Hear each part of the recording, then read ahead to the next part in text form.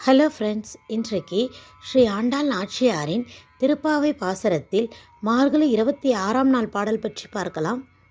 மாலே மணிவண்ணா மார்கழி நீராடுவான் மேலையார் செய்வனகள் வேண்டுவன கேட்டியேல் நாளத்தை எல்லாம் நடுங்கு முரல்வன பாலன்ன வண்ணத்துள் பாஞ்ச சந்நியமே போல்வன சங்கங்கள் போய்ப்பாடுடையனவே சால பெரும்பறையே பல்லாண்டிசைப்பாரே கோல விளக்கே கொடியே விதானமே ஆழின் இழையாய் அருளேலோர் எம்பாவாய்.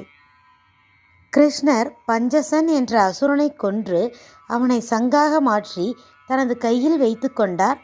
இது அசுர சங்கு என்பதால் ஊதும் போதெல்லாம் பேரொலி கேட்டு எதிரிப்படைகள் நடுங்கும்.